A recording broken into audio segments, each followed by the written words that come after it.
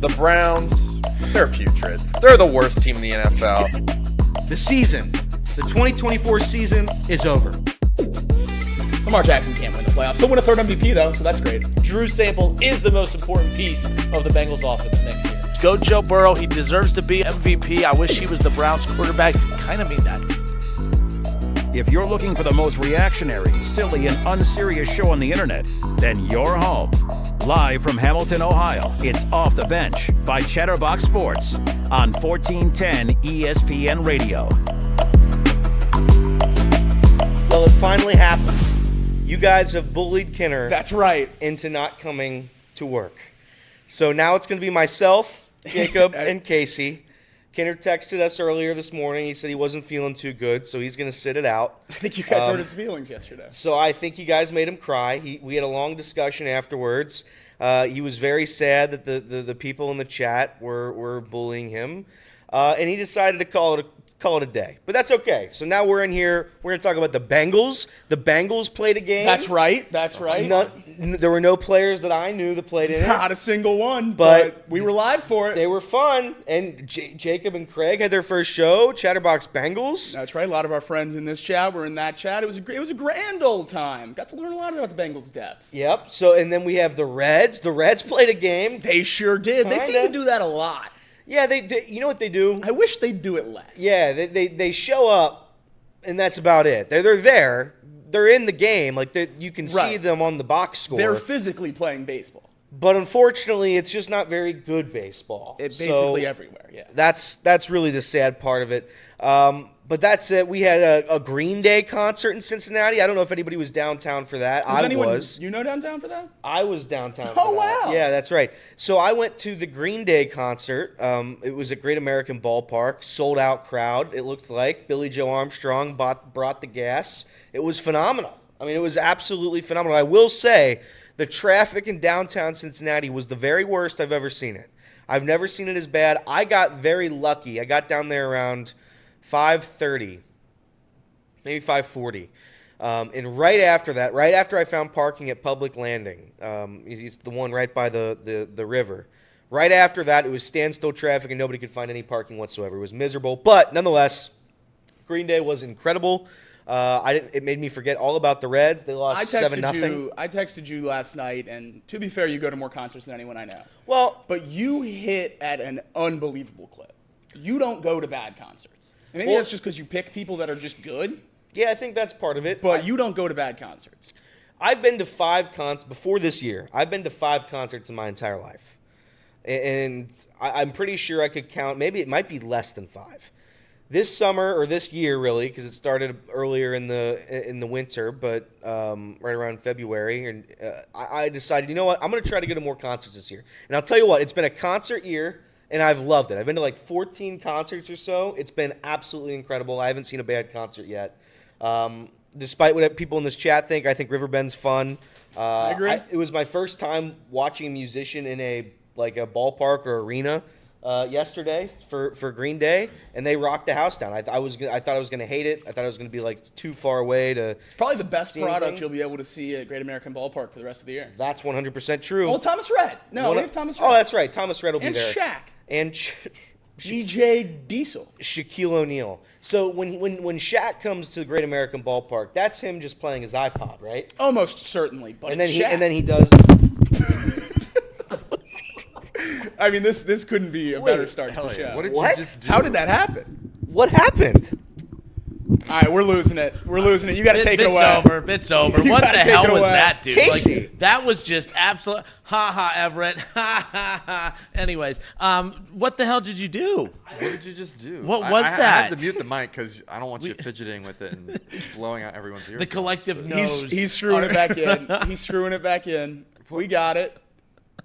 And we're back. For the radio listeners, that silence is what it sounds like when someone wrecks their mic in the studio.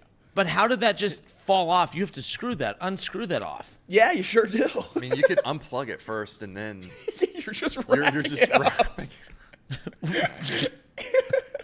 This is great for our radio listeners. Very sorry about this, radio listener. No, this is great. There we go. Back. Radio listeners, how we doing? Oh, hi, Elliot. We're back. Kinner's here? What? I was wondering what How did happened. Kinner get in here? These guys thought they could bully me away. No, you're too They're thin going to have to skinned raise for their that. game up a little bit. I'm just saying. Yes, I was on Fox 45 this morning, and then I got in the old vehicle, made my way over here. Very tired. I was up watching the DNC like until real late last night, so, whew, is what it is. Slept on my left side last night. I'd expect to see you on CNN, not Fox. It's the sacrifices. I might end up on Chatterbox Bengals one day. Maybe. You never Maybe. know. Probably not. Maybe Bengals Browns week. Huh? Not if I have any say. Huh? Not hungover. I feel great today. Off and rolling here on a Friday. I hope everyone had a great Thursday night. No, the Green Day concert. I'm actually jealous. I did want to go to that, but I can't imagine. So you said that was the worst the traffic has been, right? Yeah, it's bad. Really bad. What was traffic like? So when they did Luke Combs back-to-back nights, the Reds played at home back-to-back nights, and then I know the Taylor Swift concert last year, same thing, playing the same time. And I think last year for Taylor Swift, there was FC Cincinnati, the Reds, and the Swift concert all going on at the same time. But last night was the worst the traffic's ever been? Listen, I don't know what it was like for the Luke Combs Reds game. Yeah. So maybe it was worse than what I experienced last night, but it was terrible. It was really, really bad. I don't know how most of these people do it. I go Mering Way, and if you go on Mering Way, you get the 4 different garages there on that little road, and you get your pick. And yesterday I had one option, and that was public landing. So I got it. I got lucky, but it was bad. Well, we're off and rolling here on a Friday. What do we got lined up this weekend? Anything of importance at all? What do we got? The most important thing. My Saturday is completely booked. College football. We have football back. So we had a debate on the show yesterday. Someone brought up a good point. Week 0. I love that college football's back. I can't wait to watch, right? But is week 0 the equivalent to the first 4? Is week 0 equivalent first to the 4 is first way 4? better. That's great. I love week 0. Week 0 is great. The games matter just as much as most of the games in week 1. Except the It's teams that regular are playing season. don't really matter. Why would? Well, that's only if you don't like watching lower level football. But And why I not? love watching lower level. Yeah, but what are they playing for? You play for the other things, the national championships, The pride, the spirit. conferences, bowl games. Bowl games like- don't matter. Bowl games don't matter. Imagine $100,000 if to baseball university. did. Bowl games don't matter. Imagine if on opening day baseball just took the worst teams from the year before and only had those teams play on opening day to get you jacked up for the season. Florida State's Now- a top 10 team. No, I get that. The defending champions, by the way. But They got blown out. They are. But no, They are the defending champions. I get that. And by the way, Florida State's the best team to play in week 0 in quite some time. Week 0 is usually, there's a reason they call it week 0. It's because it almost matters, but it doesn't. Yeah. It's the season. These are regular season games. I just don't get why college football does this. Why not just have I would rather have 2 or just 1 big time matchup for week 0 just to kick it all off and then set the stage for week 1, I guess. I don't know how you want to call that. I just don't understand the purpose of week 0. I'm glad it's college football. Don't get me wrong. It sounds like I'm complaining. I'm not. I don't understand the creative behind it. I don't know what you're accomplishing. I would rather just have one really big kick-ass game that you kick off the season with in week 0, just a standalone game, and then, of course, that sets the stage for the following week. I just don't understand the purpose or the creative of week 0. I 100% agree. It'd be much cooler to have 2 top 10, Yeah. 2 top 25 games on week 0, but any team that has any kind of pull is not going to use one of their bye weeks in week 1. And if you play in week 0, more often than not, you have a bye week in week 1, and then one of your 2 bye weeks is before you even get into the heart of the season. Florida State got a ton of money to go over to Ireland and play this year. That's that game against Georgia Tech. It's the marquee game, College Game Days out there in Dublin, and it's going to be awesome. And I think it's going to be a really, really cool broadcast, but that's why you don't see any school that has any kind of pull playing in week 0. It's because they want to use those bye weeks during more meaningful parts of the season. Fair enough. No, fair enough. And you're right. Florida State is getting a nice little pretty penny. Yeah. To go over there. Who played there last year? Wasn't it Northwestern? Wasn't it a Big Ten game? Northwestern Oh, it's and Nebraska. terrible, right? Northwestern and Nebraska it was not good football, but it was a very close game. It was a good game. It was Northwestern's only win of the season, and it was not on American soil. They went winless on American soil. Really? Yeah, That's crazy. fun stat. Fun stat. A lot of fun stats. All right, very short open, but we'll take a quick break. When we come back, we'll dive right in to the Cincinnati Bengals wrapping up the preseason. I know the game itself, the game's kind of irrelevant, but the first full preseason for Joe Burrow officially in the books. He had nothing to do with last night's game, but overall, the biggest part, takeaway from last night's game is that we're talking about Joe Burrow being fully healthy as we're just weeks away from the kickoff to the 2024 NFL season. So, obviously, Jacob last night, Chatterbox Bengals officially off and rolling last night, and looking forward to that throughout the season, of course. But we'll get his take on what he saw last night. Again, a lot of big position battles still being filled throughout this process. What did we take away from last night's game? And Casey and everyone, what did we take away from the full preseason as a whole? How are we feeling, Bengals fans? We'll get to all that coming up next off the bench, presented by United Dairy Farmers.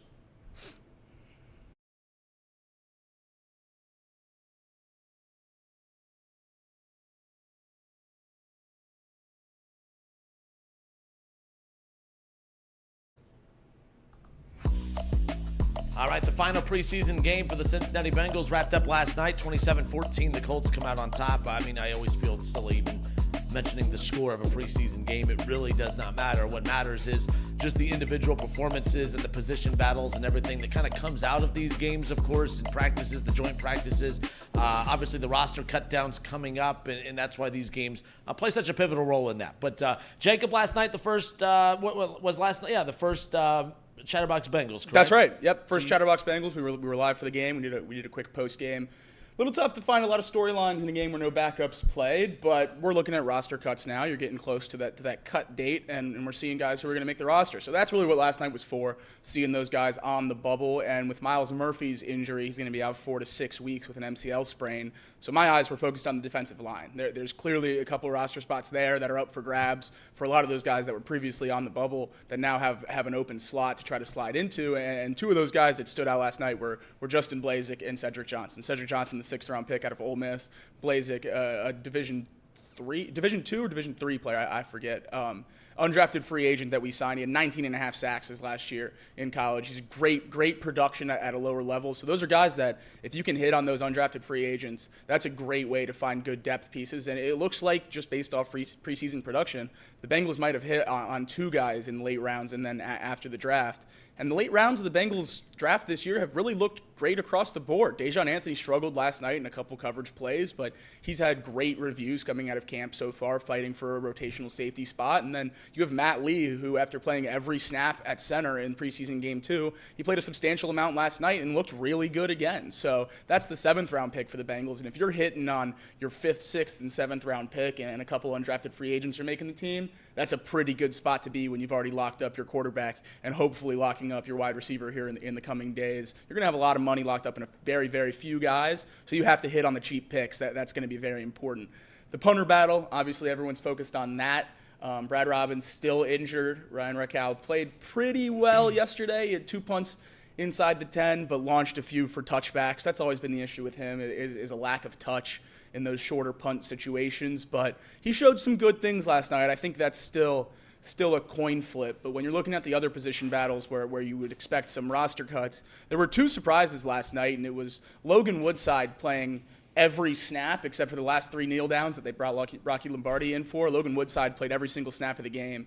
And when you have your quarterback 1 and quarterback 2 seemingly locked up, I don't know why you wouldn't have the other 2 guys out there battling for that QB3 spot unless you already have your mind made up. My one worry about seeing so much of Logan Woodside is that they might not be so confident in Jake Browning's health.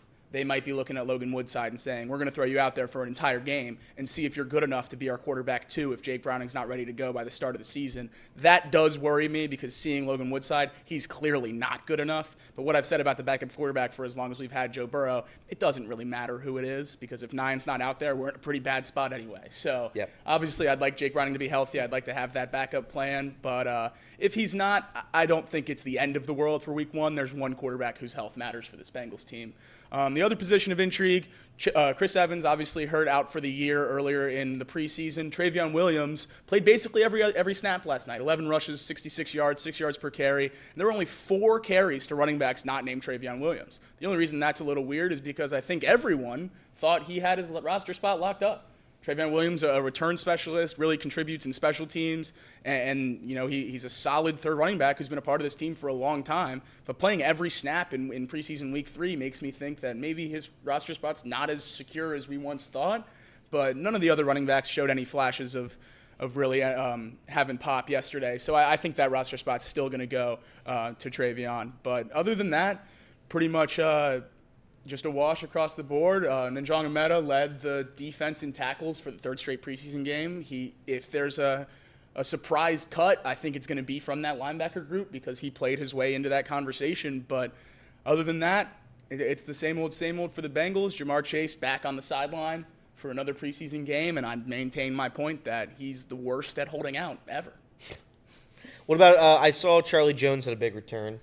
Yep, he was only back there for the first return of the game. He only returned one kick, but it was 48 yards. That was pretty big. And, yeah, I've been saying the whole time that this new kickoff is going to benefit him a ton. He was an electric returner in college. I think he's going to be really, really good out there for the Bengals this year. Health-wise, he looked good, though. Absolutely. Yep. He got a few short yardage catches. They ran him on a couple screens. The Colts defense was blitzing a lot, so the screen passes didn't really work. But to see him out there running legitimate offense after that injury scare earlier in the preseason, really, really good to see. All right, again, off the bench, presented by United Dairy Farmers. Bengals wrap up their final preseason game last night. The cutdown day coming up on Tuesday, and, of course, the regular season not too far off in the near-distant future. Of course, Casey, what was your final takeaways of preseason officially wrapping up? Final thoughts on preseason wrapping up. Thank God Burrow finally completed a preseason. The official account said that it started that today is the start of the regular season, so I'm going to officially say that he made it through, even though technically he's not played a snap in the regular season yet.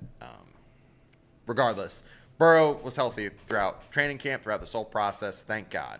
It's the first one that we've had ever with him. Couple other things. Defensively, we've heard nothing but good things come out of camp about this defense. Now, we've seen some things in the preseason, depth-wise, at the D-line and things like that. But our starters, man, they seem like they have reinvigorated that defense. It looks and seems like it could be something that we are more used to seeing and not what we saw last year. That's really, really good to see. Dax Hill kind of fighting for that second cornerback spot. You just know that team has a lot of talent. Even the backups, too, the second string guys, they were taking on first string, Anthony Richardson-led offense, Caleb Williams, Bears-led offense, and doing relatively well against those teams.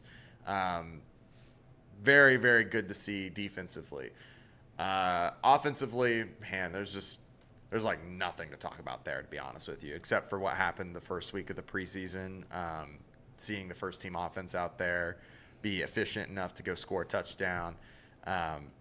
It's hard to evaluate your backup quarterbacks when your offensive line plays as poor as it did. We had really good center play. Kirkland did really well. Some guys like Eric Miller did okay.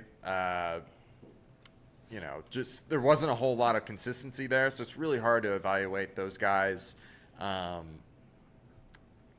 The other thing I'd like to point out that was brought up in the game yesterday, and this might be the reason why Burton has been buried in the depth chart. Both Al Michaels and Herbstreit mentioned that there was some sort of event. We don't know when it took place. Could have been in college. Could have been. I think they were talking about college, just based on the context of the conversation they were having. I think they were talking about that in college. Yeah, which what we're alluding to is that Jermaine Burton was caught sleeping in team meetings, which is very concerning, alarming. If he is sleeping in a professional NFL meeting, I would probably also be burying him in the depth chart, regardless of I don't think it would have gotten out if it was a Bengals meeting. Yeah. That's why I think it was college. I think if he's sleeping in a Bengals meeting, a guy that you've hyped up all offseason as the steal of the draft, this superstar that you're posting pictures of more than any rookie on social media, I don't think you're leaking that he slept in a meeting. That's really the main reason why I think they were talking about college. But either way, unacceptable. It's not like Jermaine Burton was playing at, like Elliot always says, a school it doesn't matter. He was competing for legitimate championships at Georgia and Alabama. You have to be locked in for that. And that's kind of why I worry about his mentals, is because if you can't lock in and focus when you're being coached by Kirby Smart and Nick Saban, You're not going to get coached much harder than that anywhere else, especially not in the NFL, because that's just not how coaches work in professional sports. So, Well, yeah, definitely a worry. Real quick on that too, and I don't really have an opinion on this one way or another, but when you talked about kind of justifies being buried down on the depth chart, is that the perception? Is that the perception that he was buried on the depth chart for this preseason run? Because he got a lot of time last night, but again, second team, third team guys out there, he got a lot of time. But I saw a lot of complaints on social media over the last couple of weeks of just kind of questioning Zach Taylor's usage of him, even when they had some of their second string and first string guys out there. Just not seeing a lot of usage of him with a lot of first team guys, even during the joint practices and practices in general. I don't know if that's tied into this or not, but if it is, I mean, why else would he not be utilized as much if he's supposed to be what would be technically a first-round talent if he didn't have those red flags coming out of college? Right. I mean, it's more or less I'm alluding to that being a possibility. I don't know if that is the reason why he's buried. So you think he's buried, though? That's I guess that was my question. He's buried because we have a lot of talent there. We've got guys like Charlie Jones and Yoshi that have had a year under their belt under this offense and now a whole other training camp. And they're different types of receivers there too. Like you look at Jamar, he's different than all the other guys. T is different than all the other guys. Yoshi, he's a different build than the rest of those guys. Charlie, the same thing. They all have different attributes that they bring to this offense, whereas Burton, I don't know where he fits yet because he could fit in the slot, he could fit on the outside, and I think that's what they're trying to figure out right now is where he fits in this offense, whereas they already know where the other guys go. They already know how they operate with this offense. So No, I got distracted. I was rude. My apologies, Casey. No, it's all good. The chat. I told you the chat distracts me. It's all on me, 100%. Yeah, but it's not. I don't think what Jacob alluded to. I think it's more or less that it's not necessarily that he slept through meetings, but there is that off chance because they mentioned it. Like I don't know. It's a little weird. Maybe it was just Al Michaels and Herb Street being possibly a little rusty and just. It's preseason for everyone. Yeah, it's preseason for everyone. I've seen that thrown around a lot. So. But I do agree with Jacob that it probably doesn't. If that happens in Bengals, if that happened in a Bengals film room, the only way that gets out is if someone in that camp let it out, right? So it has. I agree with you. I do believe it's something from college. But if it was something that happened with the Bengals, that would justify why the perception is he's been buried in the depth chart. So then I'm not saying I feel better about it, but at least you would understand why. Let's say he's been a model citizen with the Cincinnati Bengals during camp, and he's still being perceived as buried. That's the question I have is he just not having a good camp, or does it speak to Yoshi and the depth and Charlie Jones, as you guys kind of alluded to? We've heard that he's been struggling with the playbook a little bit as well, which I think can be an expectation for a rookie. This is a complex playbook. It's the NFL. It's an offense that throws more than almost anyone. It's going to take a lot for a rookie wide receiver to get their feet under him, especially when the Bengals want to compete for a Super Bowl this year. There's not time for him to get his feet wet in the league, get some reps under his belt in the first few weeks. You have to be ready to go right away. I mean, we talked about the slow start and whatever, and we obviously disagree about how much that would mean. But if you want to compete for a 1 seed and have home playoff games, it means everything. So you can't start slow. It's certainly not what the Bengals want to do. And if Jermaine Burton's buried on the depth chart because Andre Yoshivas in year 2 and Charlie Jones in year 2 and Trenton Irwin in year whatever it is for Trenton Irwin are better than he is right now, that's fine. And I'm perfectly okay with that. If Jermaine Burton is buried because he's the most talented wide receiver on this team out of the top 2 and he doesn't know the plays and he's sleeping through meetings, that's where I have a problem. If he's buried because he's not the best, that's okay. If he's not doing everything he can to maximize his talent, that's where I get upset because he has talent. We've seen it. If he was sleeping through professional meetings, I don't think he'd. I really don't believe he'd be on the roster. If I'm going to be honest with you, if that was an issue, I mean you're getting paid. You're getting paid a decent amount of money to be completely unprofessional. I don't think that was the case. I don't know why they said it. I think that was strange, and I don't believe they've had any nobody said anything after it. It was just we're all to kind of imagine what they're talking about. So I don't know. We'll see if they elaborate on that further because I imagine they're going to drop that kind of quote unquote slander without any backup or any explanation whatsoever is kind of crazy to me. All right. Off the bench, presented by United Dairy Farmers. This is not really a Bengals question, but I saw people kind of Anthony Richardson, obviously getting healthy, heading back into year number 2. We didn't really get to see hardly any of him last year, and what little we did looked pretty promising. Going up against, you talked about it, Casey, the Bengals' second-string defense has had to go up against first-string quarterbacks the last couple of weeks and have looked very solid in the process. I know Richardson looked good early on in that game and then kind of got worse as the game went along. But, again, the Colts, where are you guys at with the Colts as far as in the AFC and their division? I was pretty high on Anthony Richardson until this week. I'm going to be completely honest with you. A lot of practice clips and then watching that game yesterday where I think Geno Stone might have been right. He seems to just throw to spots. I mean, you saw last night so many receivers breaking their routes off into open space, and he's throwing it either behind him or in front of him because he's not reading a defense. He's throwing it to where they should be. And that's a different debate. Or should the receivers not be running the right route? Maybe they should sit in their spot. But as an NFL quarterback, if you want to win games and take your team to a Super Bowl, you have to be able to work off script. And obviously he can run, and he's great on his legs, but I don't know that he has the mentals to throw off script quite yet. And if he can't develop that soon, I don't know what's going to happen to him because we've already seen issues with his shoulder last year throwing, and whatever the story is coming out of camp that he's ambidextrous and trying to get better throwing with his left hand or whatever, I don't really care. I think professional quarterbacks should throw with the hand that they play quarterback with, but maybe that's just me. So him throwing with his left hand in the preseason doesn't seem like great news, and then we saw it last night. He certainly didn't look too sharp against a backup defense. So I was never as high on him as everybody else. I don't think so.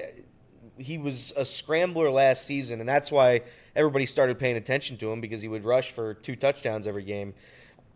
Throwing-wise, though, in the NFL, I haven't seen it yet, and certainly this week wasn't a good a showing for a quarterback, I would say. So, yeah, I think the Colts are not bad. I don't think the Colts are a bad football team, but I think it's a 2-team race for that division. Yeah, rushing for touchdowns and not really being able to throw. Isn't that what got Justin Fields out of Chicago? I mean, let's just be clear. That's kind of frowned upon a little bit, nonetheless. All right, Off the Bench presented by United Dairy Farmers, Chatterbox Sports on YouTube, 1410 ESPN Radio in Dayton. I didn't realize, so he's trying to learn how to throw with both hands. No, there was clips coming out of him throwing with his left hand at camp, and people thought it was because of the injury. And the Colts said it's because he's ambidextrous. And he just does that. Patrick Mahomes does it, and everybody freaks out about it. But Anthony Richardson does it, and it's like he shouldn't be doing it. I think if Patrick Mahomes had a deep reconstructive shoulder surgery in the offseason, people would maybe ask questions. Also, all Richardson needs to do is win about 3 Super Bowls, and he'll earn the trust to throw with his foot. That's right. Let's just be clear. Then he can rip behind the back passes. Yes. Yep. All right, Elliot has his headlines coming up around the corner. Also, when you look at the teams that made the playoffs last year, who are 3 locks that you have returning to the playoffs? And of the teams that made the playoffs in the NFL last year, what are your 3, locks that will miss the playoffs this upcoming season? We have all of that coming up. The Reds, they played last night. That's your Reds report. More of Off the Bench next.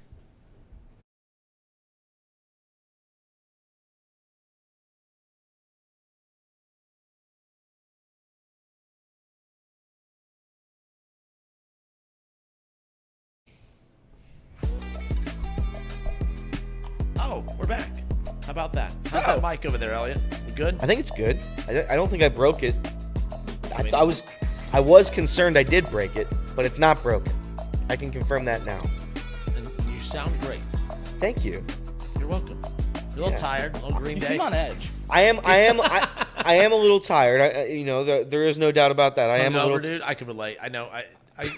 You need I'm not hungover. I got some tips to help you, battle. No, I'm not hungover. There's no hungover here. Damn, I just want to pass on my knowledge, and I can't relate to anybody. Dude. No, listen. There's a bar right down the street, Ken. I know. Well, that's why do you think I know. 10:38. They woke me up this morning and said, "Hey, you got to get to work, Ken. Let's go. You're late." Listen. This is the last true Friday, or the last true week without football, so there's still not really a ton to talk about, especially when the Cincinnati Reds are who they are. So that's unfortunate, but we'll talk about that in a little bit. But we have some headlines to get through. So headlines. Elliot loves 3 things: Joey Votto, David Bell, and leading off the bench with top headlines. That's right. I do love Joey Votto, and I do kind of not really anymore love David Bell. All right, here we go. Rick says, close your eyes, Elliot, and rest. Can't do it now. I probably could, though, if I'm going to be honest. The Reds lose Game 1 against the Pirates in humiliating fashion, 7-0. Nick Lodolo went 4 2/3 innings, allowing 2 hits, 3 walks, 5 earned runs. Struck out 9. That's a positive. Paul Skenes went 6 innings, allowing 2 hits and striking out 9 as well. Ahmed Rosario got his first hit as a Red. Elly had another hit. Umpiring was woeful in that game. Defensively, the Reds were woeful in that game. Livy Dunn posted a Paul Skenes strikeout highlight video. Yeah. I DM'd her and let her know the ump was bad. Those numbers are juice. Thank you. Hopefully she'll get back to me soon. Thank but you for your I service. can't have that nonsense being Yeah. spread. Yeah. Reds pitching has given up 55 runs in their last 7 games. That is a high number. The Reds have given, I'm going to say it again because I feel like people haven't taken that in yet. Reds pitching has given up 55 runs in their last 7 games. I can say whatever you want. Listen, I'm a negative Reds fan. Everybody knows this. Pitching was the one thing the Reds had, and that's the only thing that kept this season alive. You're seeing what happens when our starting pitchers go down, and they're starting to go down right now. Because I was wrong, Casey. Jacob was right. It is not Andrew Abbot starting today. It's going to be Buck Farmer. Buck Farmer is starting for the Reds. So that means we have bullpen game, Carson Spires.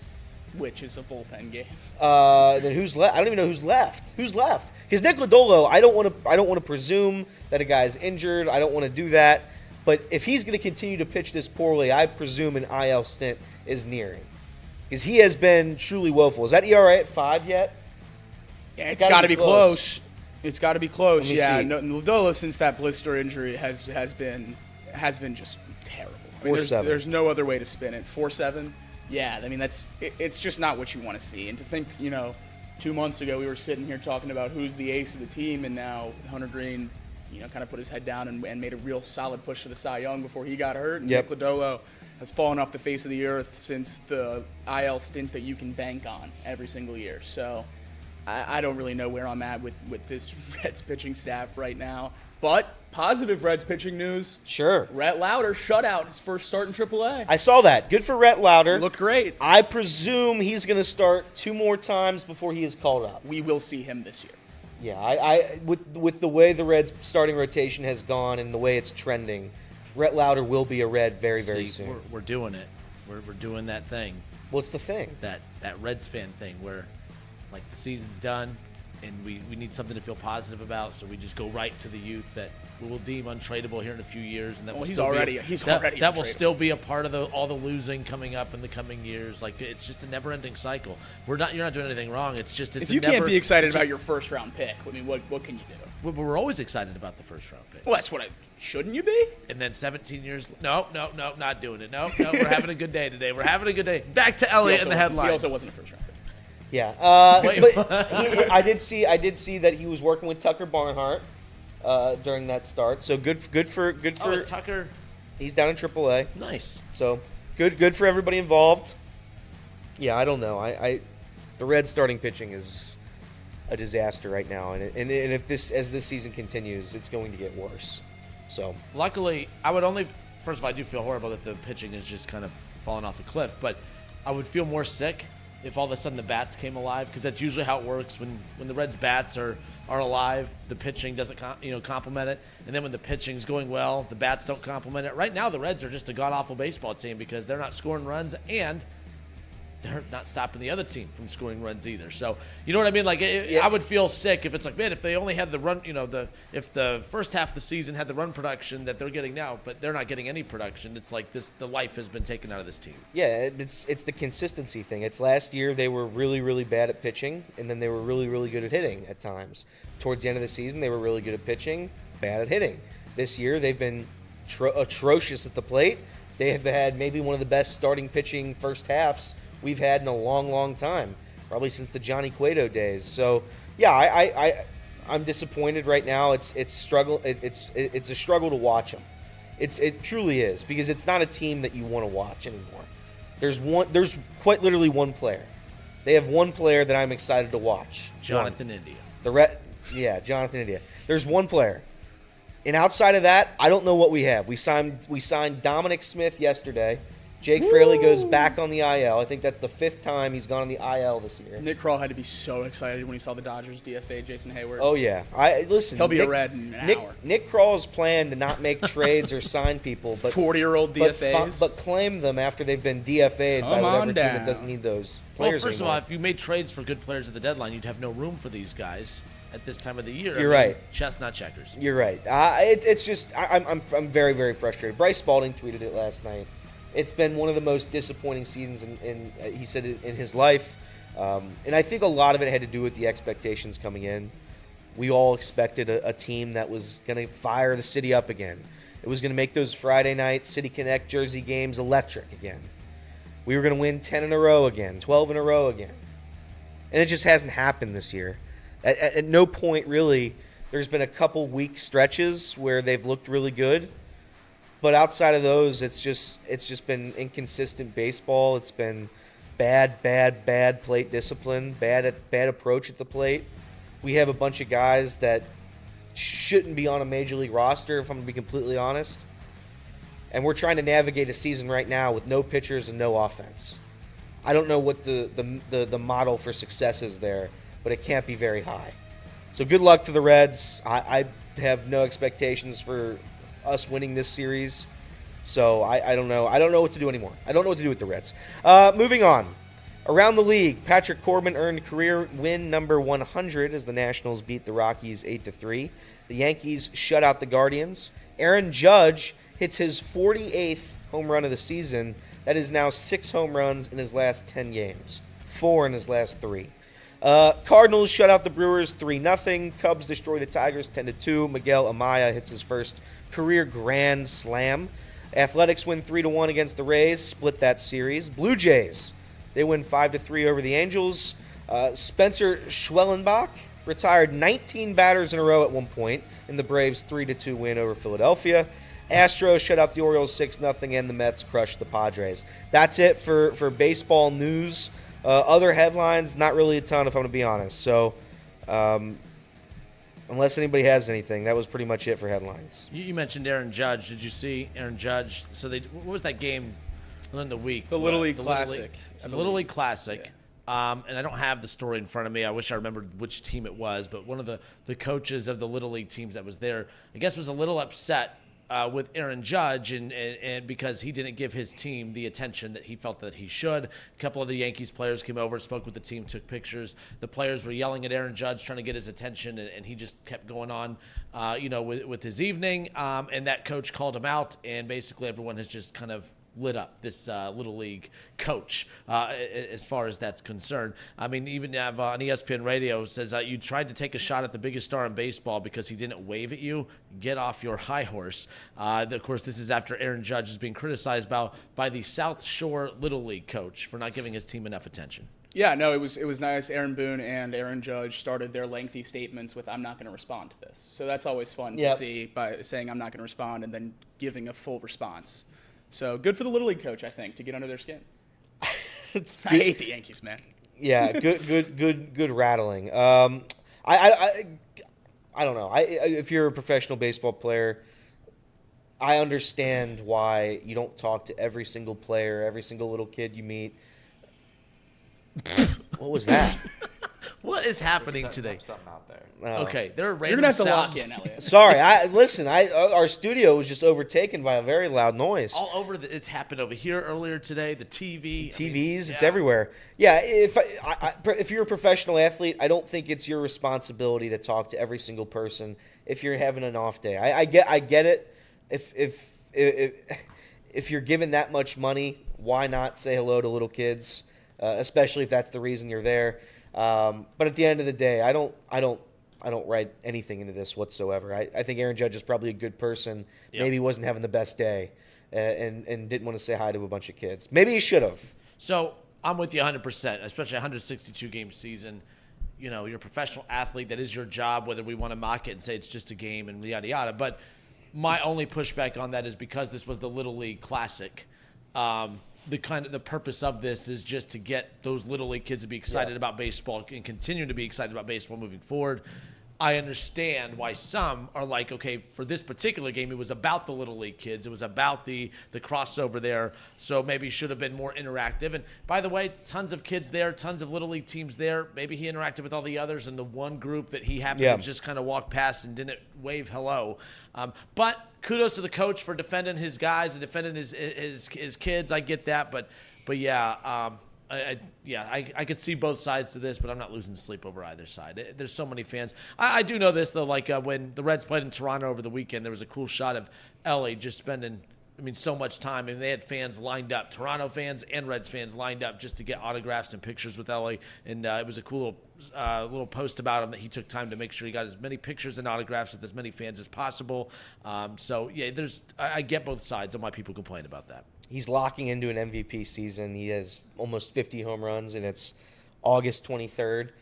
I write nothing into this. I'm sure he's a very good human being, and he doesn't have to say hello to every single human that ever wants to interact with him. I know when Kidder walks in here, sometimes I don't want to say hi to him.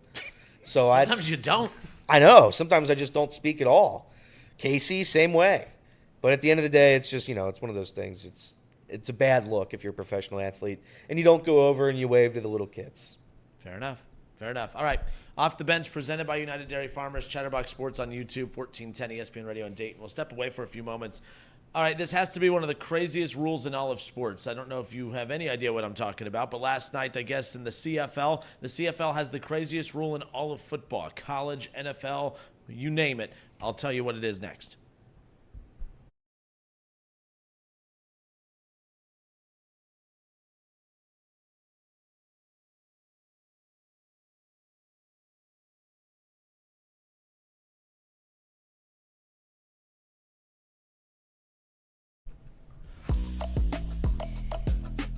No, you were apparently sitting on this. You couldn't wait. You couldn't wait to just, No, it was fun. I saw it this morning. What'd you see, Jacob? NWSL, I believe. Big NWSL fan, huh? National Women's Soccer Yep. League. Well, You have I jerseys, like dude? drafts. I'm a fan of drafts. I'm a fan of sports drafts. When you follow bad teams, and the drafts become and important. the NWSL is Team Kinner and just hates rebuilds and everything. So the NWSL is doing away with the draft. The National Women's Soccer League will no longer have a draft.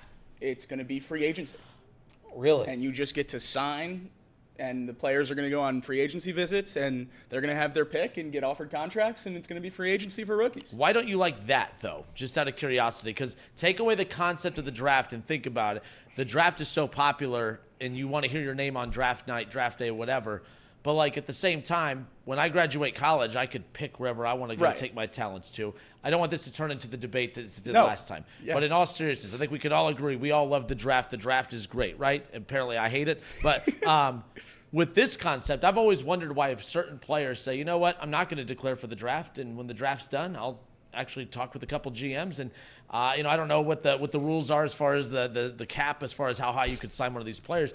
I'm not saying I like that, but I've always wondered why that has not been pushed more. But we know the draft is such a moneymaker for all these sports. I think it would handicap small market teams. I mean, look at the 2020 draft where we got Joe Burrow. There were a couple teams that needed a quarterback.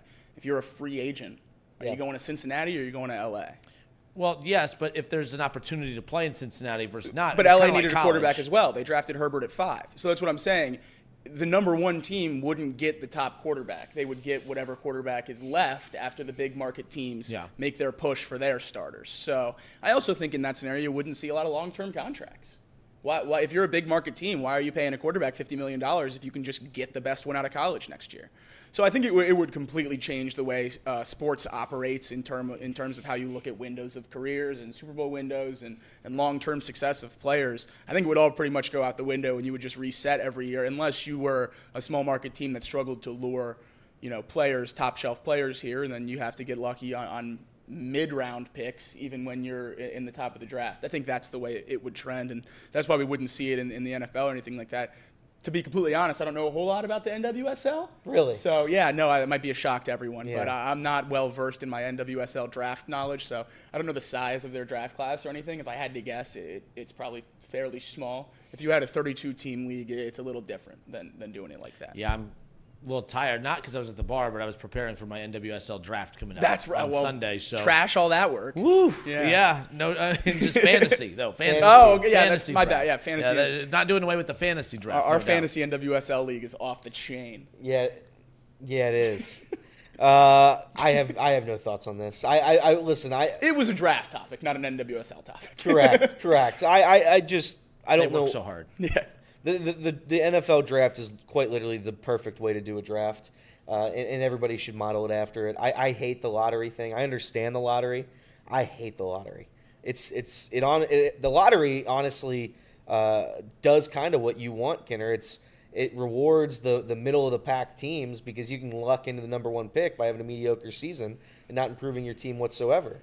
Those middle teams, the Reds got the number 2 pick, and they had a above 500 2 games away season. from making the playoffs. Tell that I get that. Look, it's not the middle of July during All-Star break. We don't need to go back to this. Okay, we're good. I think we do, though. No, we don't. I think we are we do. totally fine. Actually, This I don't- might be slower. actually, than I the don't middle. Yeah. need. I don't need back to I back. think it is. I think it might be slower. Verbal abuse of days. because we didn't do this. We didn't do this yesterday. Let's do it yesterday. Let's do it yesterday. What was your favorite Joey Votto moment as a Red? My favorite Joey Votto moment as a Red. Everett. Shout out to Everett. Everett's a member of our chat, and he tweeted this yesterday. Or What's his 2 name? days ago. Everett? Everett. I'll have to introduce myself to him. He seems. I like that name. I think Everett likes Cool you a name. lot. Yeah, I so think Everett we could be friends. Everett asked the question, "What's your favorite Joey Votto memory?" Is Cincinnati Red? I'll go first. Okay. I'll give everybody else a chance to think of theirs. Mine is when he hit.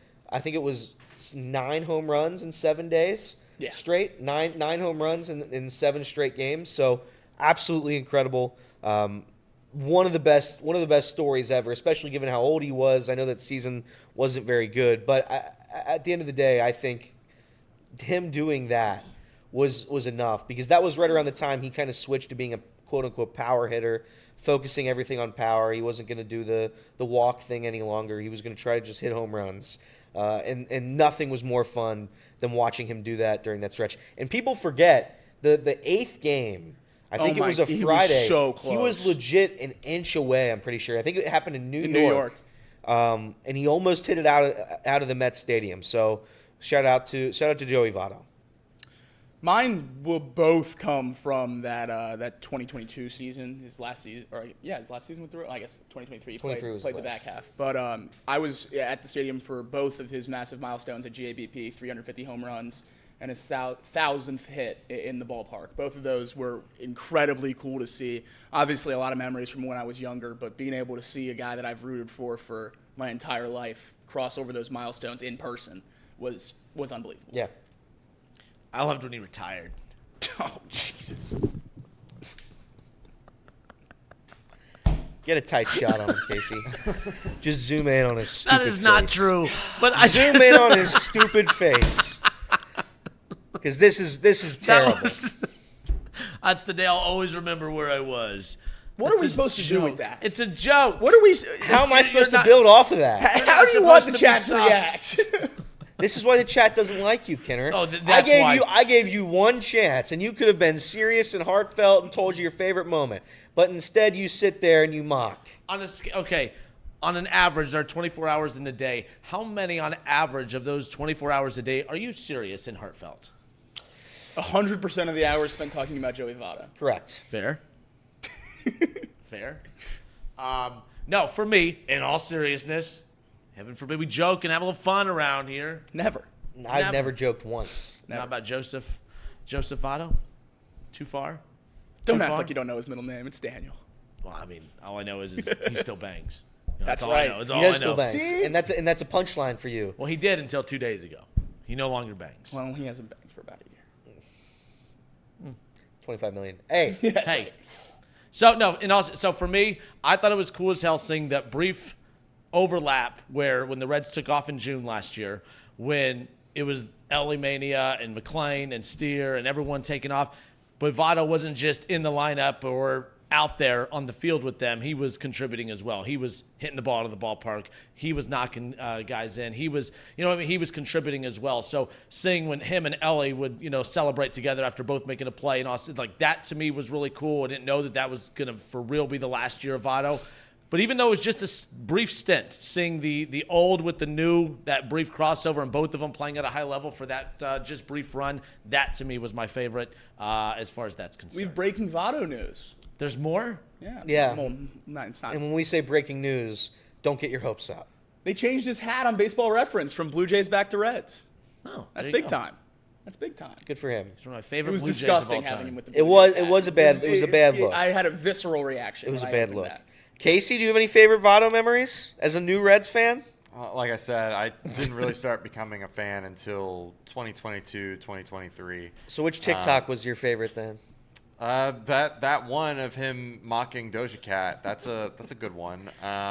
In the Harry Potter costume? Yeah, in the Harry Potter I'm costume. I'll tell my other one too because nobody says this and I think that's kind of sad.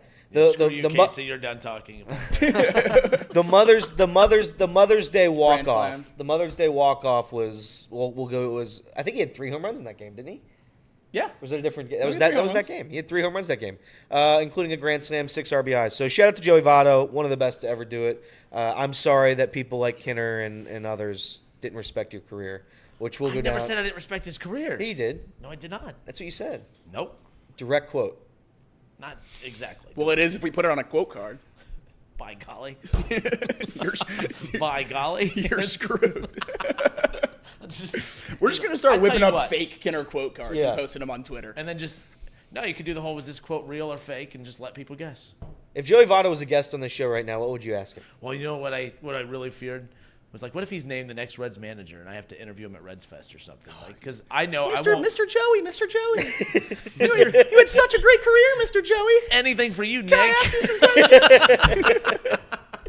Shout out to I Jimmy. never said That a was still bad one of word my about favorite- you. Big shout out Joseph. to Jimmy. That was one of my favorite Jimmy memories. That was all time. Everyone, I think Reed was in. Casey, you were out sick, and I just got real. Anything for you, Nick? And Oh, just that was silence across the room. I think about that. And then I eviscerated his livelihood. But Yeah, then Jacob, yeah, no, Jacob, he then was was- my Jacob said his favorite dad. Jacob said his dad paid him to be his friend, and Sat there like, and then he's gonna return the money. I still feel a little bit bad about that one. Jimmy, I hope school's going well. Anything? Can we get that? I'm gonna send that clip. To Yeah, Casey. I hope Jimbo's doing well. That'll be the cherry on top. Do But we have it? We have it, right? I have it. What? You were gonna tease something. You had some weird segment that you were Yeah, gonna tease. weird segment.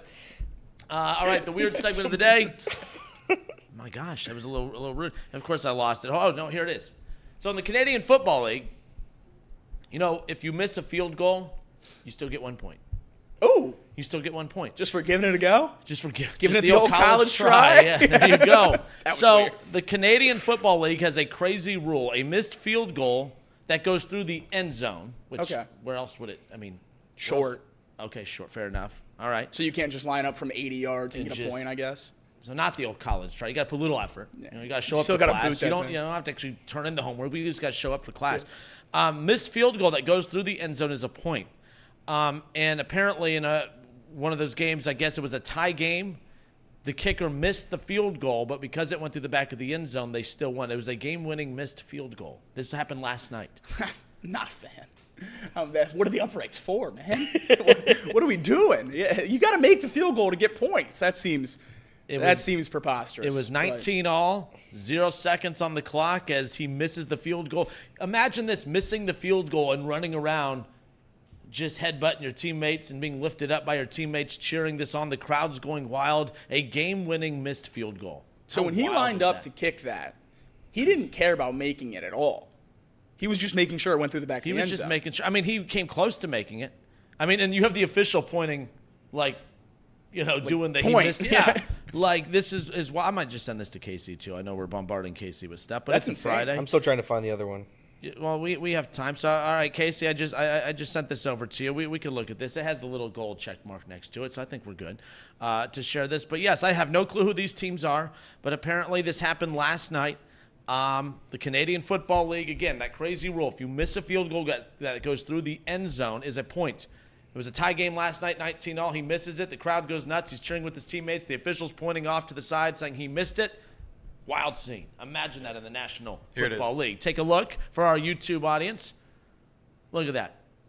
Goes left, 19 all. Now it's 20-19. The official says he missed it. Now look at him celebrating, dude. This is awesome stuff. That's insane. Yeah, screw you, Elliot. This is not weird at all. This is cool stuff right here. That's a ridiculous rule. You know, when I saw this, I thought that it was like they thought that they had made it, like the team thought they made it, and they were celebrating prematurely. That's what I thought, but it's not. It's just that they won the game. Imagine if in basketball you're tied at 104, and you take the shot, clock hits 0, you miss it, but because you hit the rim, you get 1 point. So it's a game-winning missed shot off the front iron. Yeah, I mean, that's what the equivalent to crazy. this would be. Yeah, 21-21 in the AFC Championship, and Mahomes just chucks it out the back of the end zone, and that's a point. That's right. Like That's insane. The whole point of scoring in sports is that you complete a task, Yes. and get rewarded with the points. Whether that's crossing a line, hitting it over a wall, touching a base, you complete a task and you get rewarded with points. I was This in one, you Chicago just this have week, to- and they love this rule. They were everyone gets a point. You know, it's very fair. Just say like it was something that we all discussed and really liked. I started a rally about it, dude. It was pretty great. Yeah. So That's incredible. That was great. Yeah, no, participation field goal. They were big fans of that. yeah. Did you find it? No, I'm still looking. So No, I'm- we're going to give you time because we're going to step away for a few. That's smart. That way we can give our guy Casey time to give all of our awesome sponsors the tender love and care that they deserve. So we got ad reads coming up for our YouTube audience. We'll get back to the radio side coming up here in just a moment. We'll have news, not news, and a little NFL talk as well coming up. More off the bench next.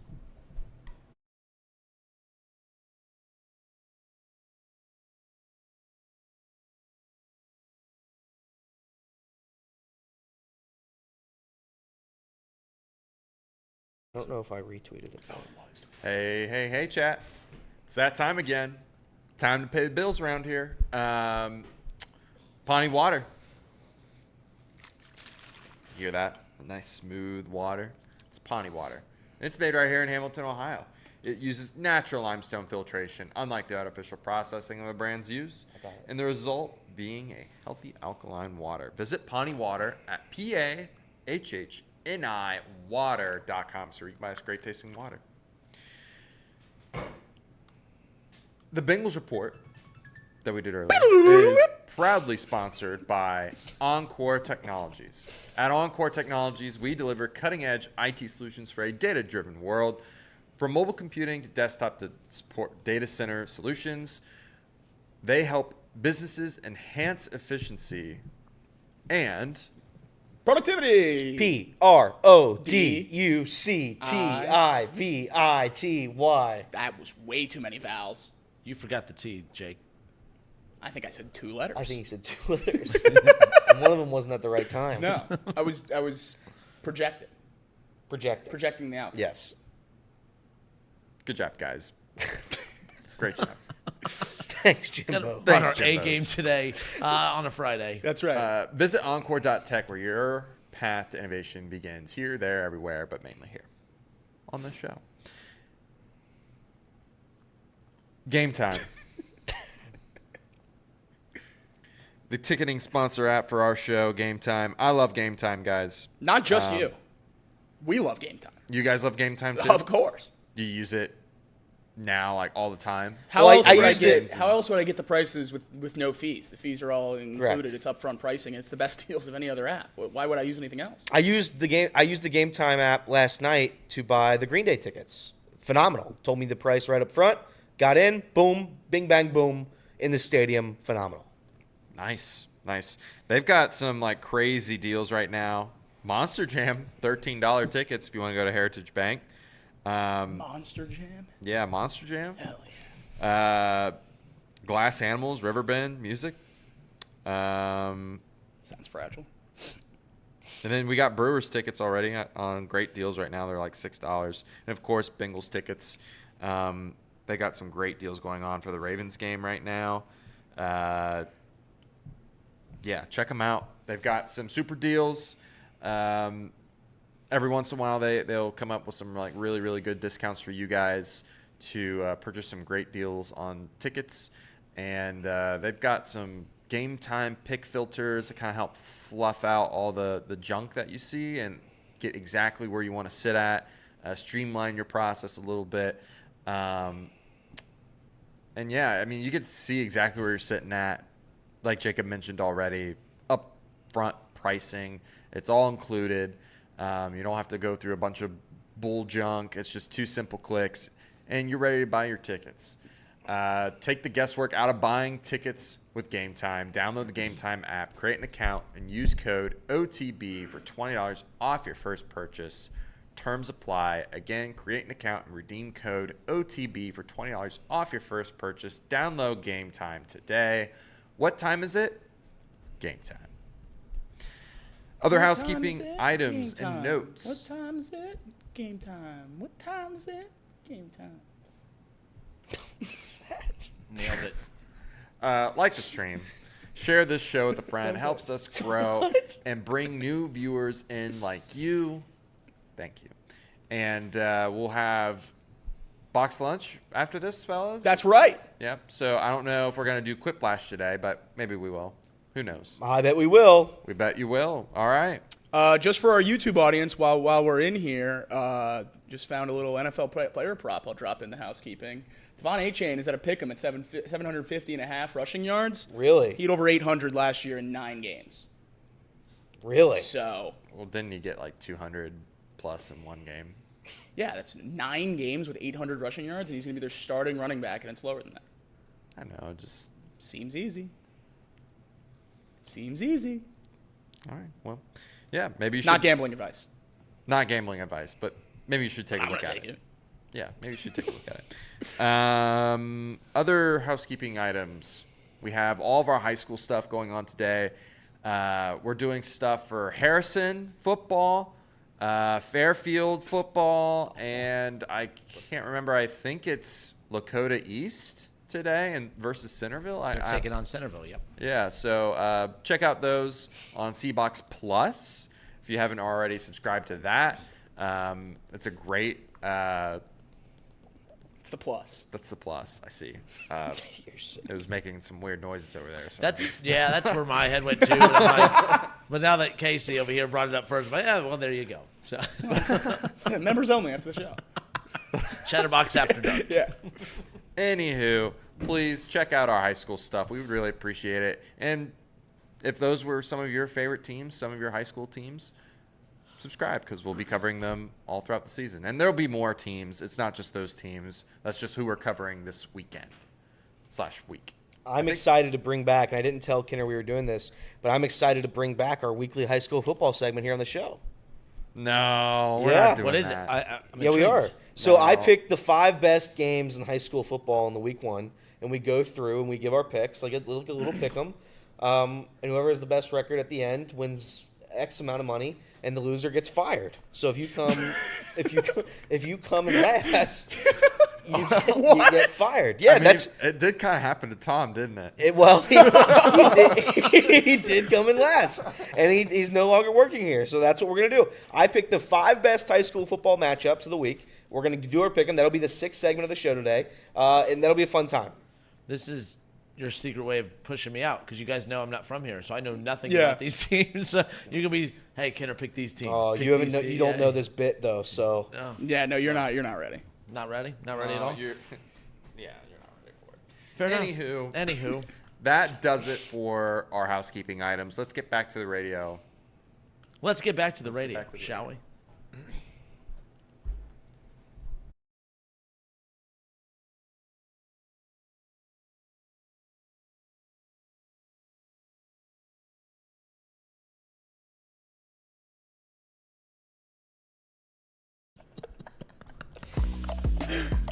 What the hell is wrong with you? You can't just say that right before we're about to go back. I mean, you can. Dump and us you back did. on the radio. Yeah. I can. I mean, sorry just But to I dump did. this on you guys so quickly. But here we are. We welcome you back. Off the bench, presented by United Dairy Farmers. Justin Kinner, Casey McAllister, Elliot Rearing, Jacob Tissett. We are an hour and a half into the show. It's the first time I introduced everybody. Oh, I didn't start the show today. I forgot. That's Yeah. right. Correct. It was a great start to the show. It was. So Elliot's mic just disintegrated. Jumped. I did this, and it just completely collapsed. So that's not my fault. No, I think it was. I blame other people. Okay, that's fair. I I like think that. that's more than fair. I like doing that. Yeah, absolutely. So we found the clip of Jimmy. Is I that did. on I sent it to Shootout? Casey, but I didn't tell Casey I sent it to him. So now what you've Until done? just now. So now what you've done is you're gonna go make him look for And it. we know Casey's head's in another spot right So now. we're gonna do a cherry on top. This is segment 5. the This is cherry on segment top in 5. the middle of the show. Middle of the show, it's cherry on top. Run that cherry on top. Guys. We're just burying the old boo man. Casey, run the. Did you send it through email or Twitter? What'd you do? I've got the clip. I don't have the thing for the cherry on top. So Yeah, so screw you, Elliot. Like, I didn't ask for that. It was him. so this is not the cherry on top. So, okay, just to set the scene real quick. A shout out to our I guy can't Jimmy. imagine. That's right. Miss him dearly. How did we get to this point earlier? Because I I have kind of no forgot. idea. I was setting the scene. I'm like, but someone needs to help me set the Oh, scene. you said that you don't want Joey Votto to become the manager of the Reds. No, 'cause that's not what I You'll said. have to because you'll have to interview him. I said, I've always panicked about, because the last time I talked so much smack about David Bell, not even like a month later, I'm having to sit by him and interview him, and he knew, and it was the most awkward thing I've ever had to do. So you hope that doesn't happen with So Joey I hope Votto. it doesn't happen with Joey Votto. Is that not exactly what I said? No, but you made it sound like I don't want him to be the manager of the Reds. You What is- hope he's not the Here, manager. I'll redo it. I'll do that. Okay. So Kinner was saying how much he hated Joey Votto. Yes. And it was because he does TikToks. So that's and he threw his whole career away because Joey Votto did a couple of TikToks once. So just go setting look that at up. it. The Doja Cat one. You didn't like humor, huh? But that's all right. There's uncomfortable, and then there's humor. But nonetheless, we're gonna run this clip now, and basically the clip is Completely useless now. I think I don't even know. We're completely out. What is happening? Jimmy, shout out to our guy Jimmy. Take a look. It's my favorite Jimmy clip of all time. Take a look. This is just a Jimmy segment now. This is the worst show we've ever done. This is the worst show we've ever done. Actually, it's the worst show we've ever done with Kinner, but it's not the worst show we've ever done here. Well, no, of course not. that was just great timing. It was playing that entire time in the background, and I pause it. The radio's getting their money's worth today. Oh, Here we go. Here we all go. right, Jimmy, our favorite clip. Here we go.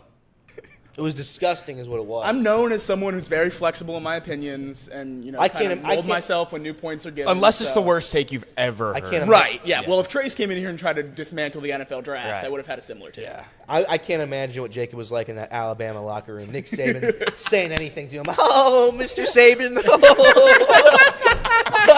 Oh, Mr. Saban.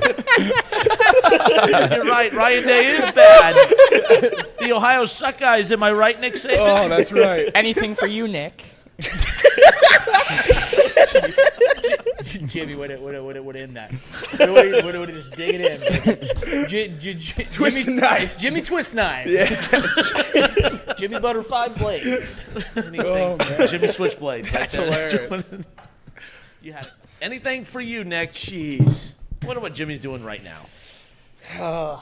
His class started. He's probably doing the Golden Ticket podcast. That's right. I mean, his class joke. started at the old I could make a joke. I'm not going to. Not going to because I like Jimmy. Correct. That's the most important thing. Right. We like Jimmy. We do like Jimmy. I miss Jimmy. Reed needs to bring that back, that lip lizard. What? His little mustache there. Oh, yeah. That was a good look. It's just a. I mean, you just dropped lip lizard. It just totally just threw me off guard. But lip lizard, I've never heard that before. Yeah, it's I like it. mustache, yeah.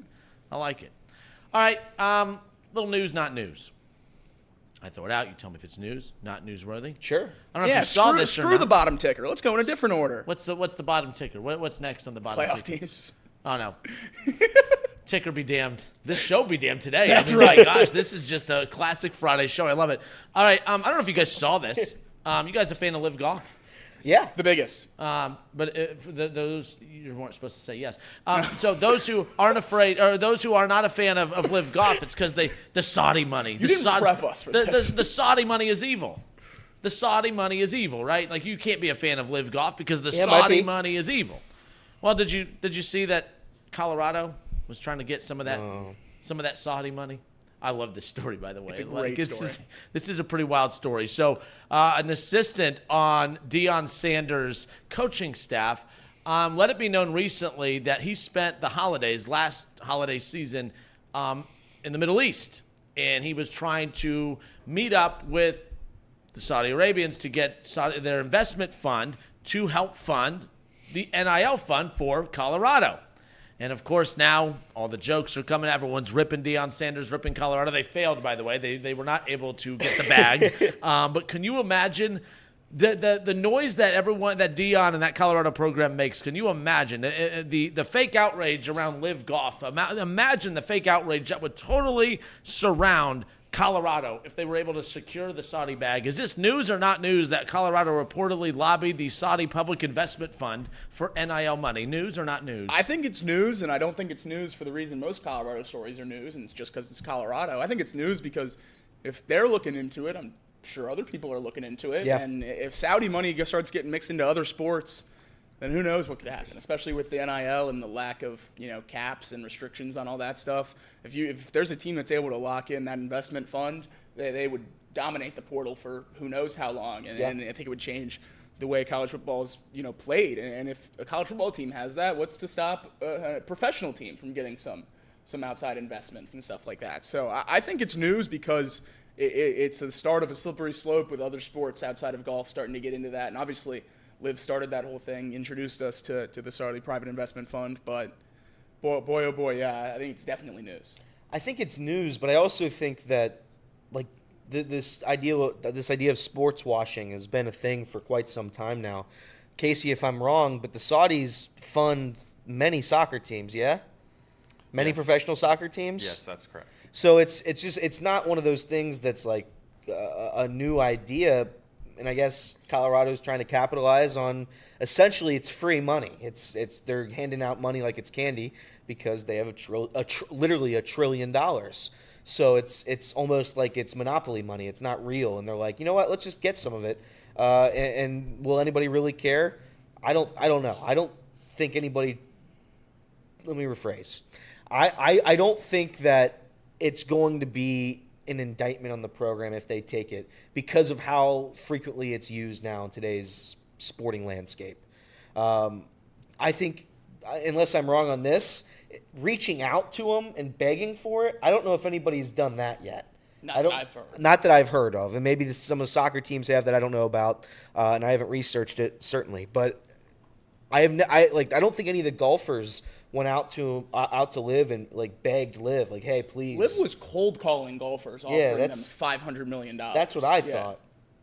So this is the first time I've heard of anybody just beg to the Saudis, and that to me is a little strange. But nonetheless, it's just what happens in today's modern sports landscape. So I think it is news. I think it is news for what it's worth. Yeah, again, it was Colorado special teams coordinator Trevor Riley. And he has since been let go at Colorado, and he says that there's no ill will, that he wasn't sharing this story to shed bad or negative light on Colorado. Riley said that he spent time in the Middle East this past holiday season lobbying Saudi Arabia's Public Investment Fund for name, image, and likeness funding on behalf of Colorado football. A copy of what Riley says was in his resignation letter to CU Athletic Director Rick George, and Sanders was reviewed by Sports Illustrated. So, look, it is what it is. He goes on to say, you paid me $90,000 a year and let me handle special teams. I did all this work in your name and was told to pursue it. I burned through all my contacts in my Mormon community, which is worth about $3 trillion. Now I can't get these people to answer my calls because I just found out today that none of my endeavors will happen. So basically, he raised a lot of money up front, but when the money started going dry a little bit, he started getting desperate and pursuing that route. He did this, I guess, separate. It wasn't like he was told by Colorado to go do this, but, basically they had a little mini Connor Stallions on their hands, just going rogue. You know what they say about punters? They require millions and millions of dollars for recruiting bonuses. Correct. So that's why the special teams coordinator was in Saudi Arabia. Yeah, that story doesn't really add up a whole lot to me. So we'll see. Maybe there'll be more coming out. Probably not, since he resigned. That's probably the end of it there. But this might deter other teams from doing so because of the loud backlash that they got. If other teams were testing those waters, exploring the Saudi public fund and the legality of that and how to work that into NIL, the pushback Colorado's getting right now just for going over there, I think other teams might pull back a little bit if they are exploring those options. Yeah, I was in Chicago this week, and the group I was with very much against this. Very much against this. Not happy about it. This is my favorite bit. Not happy about it at all. This is a good bit. But, we're very happy. We at our rally, we were super excited that this did not happen. So, there you go. All right, next up, news, not news.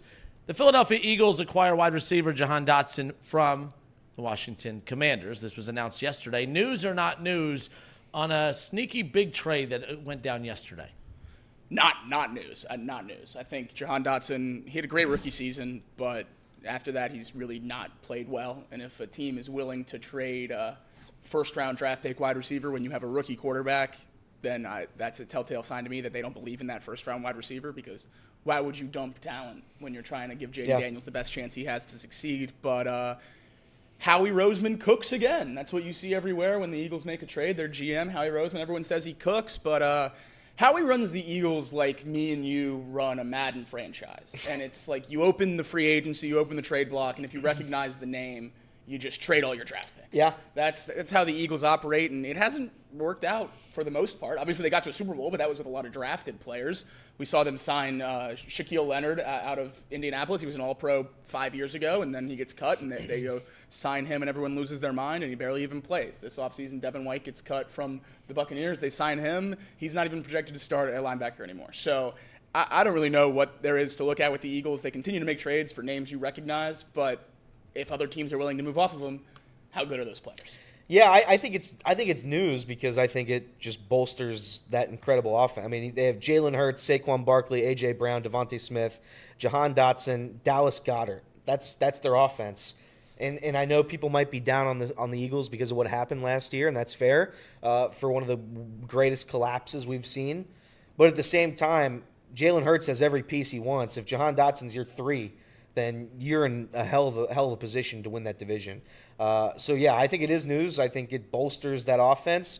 They don't have a flaw in that entire offense, any skill position-wise. So, well, quarterback. You're not. Well, I'm a Jalen Hurts guy, so I believe in Jalen Hurts. I know some people might not, but I'm a big Jalen Hurts guy. So we'll see if he doesn't succeed this year with Saquon, A.J. Brown, Devontae Smith, Jahan Dotson, and Dallas Goedert. There will be questions. Saquon Barkley. You don't like Saquon Barkley? Well, I'm just saying, like, that entire offense is insane. They're giving him $51 million, and they're paying everyone else, which leads me to believe that they don't have a whole lot of faith in him doing it on his own. Yeah. Yeah, that's the wild thing. And I think Philly did this, too, so that they can, when they look at the media and they look at everyone that's going to criticize them, Jalen Hurts has no one to blame but Jalen Hurts. If this doesn't work, if he can't succeed with this, I mean, there's not one flaw on that offensive side of the ball. Casey's their offensive line still good? I know Kelsey retired. They lost Kelsey, but they have Cam Jurgens. I'll let Casey talk about it. Yeah, I mean, they have Jordan Mailata, Landon Dickerson, Jurgens, and then they have Mekhi Becton at right guard, and Lane Johnson has been one of the best right tackles probably in our lifetime. So they still have a pretty solid offensive line. But what Kelsey did for that team is immeasurable. I mean, there's clips of him correcting Jalen Hurts and calling out protections and things like that. So you can look deep into that or not at all and just say that maybe Jalen Hurts will be better at that this year. But I think Kelsey was doing a lot of the brain work in terms of protections and whatnot. So I expect the Eagles to be taking a step back in terms of that department, but they like we've said already, they've got a lot of weapons, so sometimes that kind of helps offset some of those issues. We would know that here in Cincinnati. The more weapons you have, sometimes it just, puts you over the top. At least on paper, they should be fine at center. Cam Jurgens was the second best center in that draft class. Landon Dickerson's played guard in his NFL career, but he was the center on the 2020 National Championship Alabama team. So they have guys that have played that position at a high level that if one of them really doesn't show out, I'm sure the other one will, and they'll just play the other at guard. Yep. All right, more news or not news as we wrap up the radio side of this when we come back.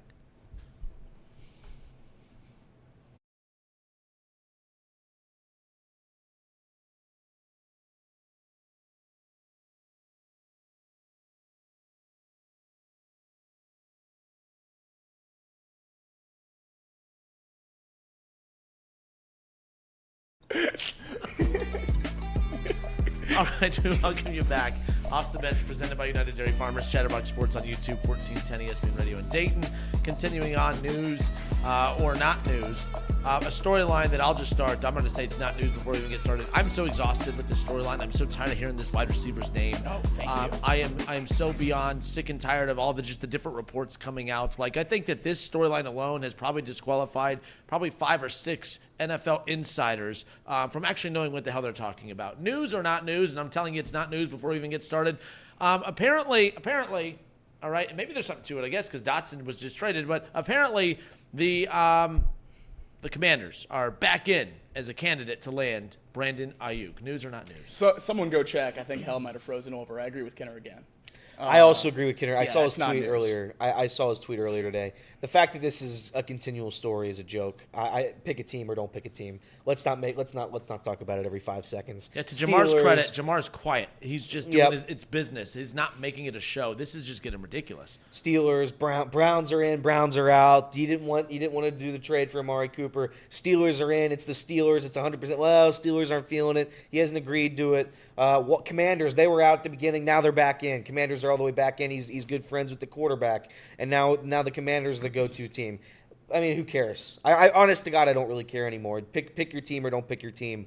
We don't have to flip-flop, snip-snap every single time you want to get attention for yourself. I knew this was going to be a problem as soon as he started talking about this openly and publicly on Instagram and social media, making it a big joke, and now it's become a big joke. I think, honestly, this is going to be bad for the 49ers, I think, just having to deal with this all season long. I imagine it's going to get tired in that locker room. Hey, Brandon, are you going to go play this week? I don't know. I might go to the Commanders now. The reported offer on the table right now from the Niners is north of $30 million a year as well. So what does he want? The Niners give you the best chance to win of basically any team in the entire league this side of Kansas City. Now they're giving you top 10, top 5 wide receiver money, depending on where that number comes in at. What more do you want? So the Patriots are willing to offer more than any other team. Right. Didn't want to go there, and I understood that. He vetoed Cleveland, but, again, not defending Cleveland. Cleveland was not willing to go north of 30 on the offer. So that's one I'm not saying that that's the only reason, but Cleveland was not willing to go and match the dollar amount that Washington or New England was willing to do.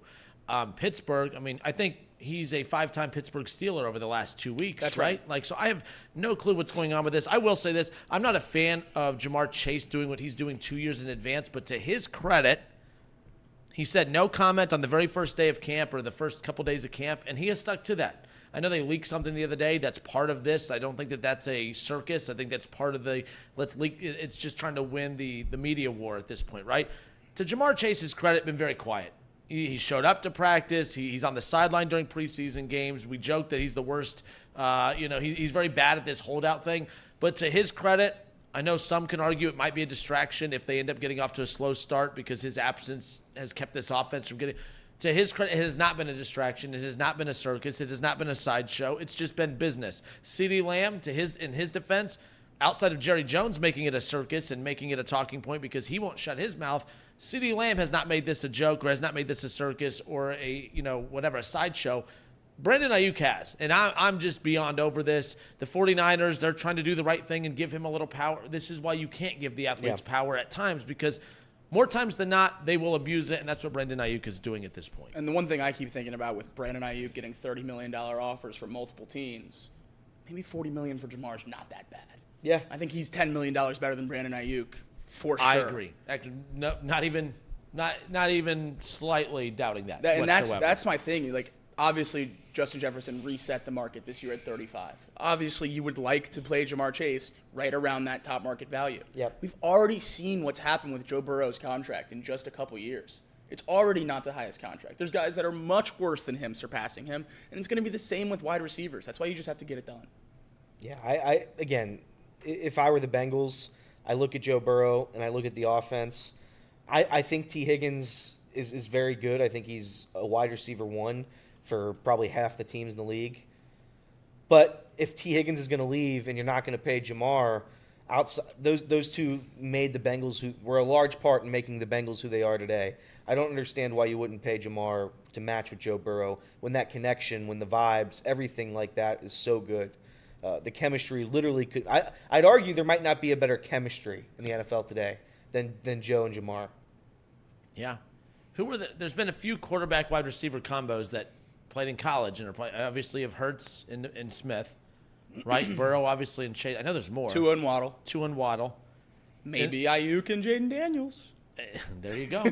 And trying to make magic happen as far as that's concerned. Last one here on the news, not news. Apparently reports are coming out that that the Steelers are going to roll with Russell Wilson as the starting quarterback, that he seems to be the favorite right now, that Justin Fields did not do enough during preseason to wow them enough to pick him over the veteran quarterback, more seasoned veteran quarterback, Russell Wilson. News or not news? I don't think it's news. I didn't exactly expect Fields to start week 1. Yeah. Last night on Chatterbox Bengals, we talked about this, and we set the betting line at 5.5 weeks. You think Justin Fields starts before or after week 6?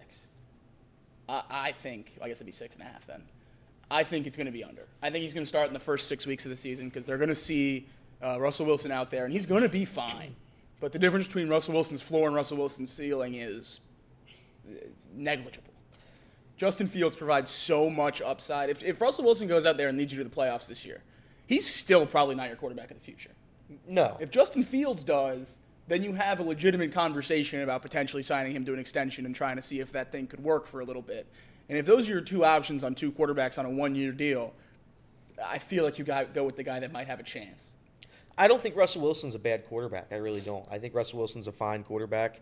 I thought last year he was given a raw deal by Sean Payton, and that's fine. That was Sean Payton's decision.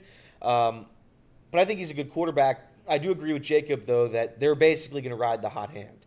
So if Russell Wilson starts out hot, he's going to continue to play. If the Steelers are winning games weeks 1 through 8, if they're 6-2, if they're 5-3, Russell Wilson's going to continue to be the starting quarterback. But it's when the wheels fall off is when you say, all right, let's see if the guy who's going to replace Russell Wilson can actually play. Maybe we got a quarterback here. That's what's going to happen. So if they start 0-4, 0-5, Russell Wilson's out. It's Fields. If Russell Wilson has a winning record, they're going to roll the hot hand. That Steelers back half, I'm just looking at it again. Brutal. Oh, my God. It's the worst. It's the worst back end to a schedule I've ever seen. 6 divisional games, the Eagles and the Chiefs. Yeah, I don't know. What do you want them to do? Yeah, it's the hardest schedule I've ever seen, truly. So good luck to him. I wish him well. So Casey, are you out on? You were out on Justin Fields, right? Yeah, I was out way before. But I thought that him playing all this preseason time and the Russell Wilson injury would have made him the starter. So the other stuff, too, about this is if you start Justin Fields, Russell Wilson won't be a backup.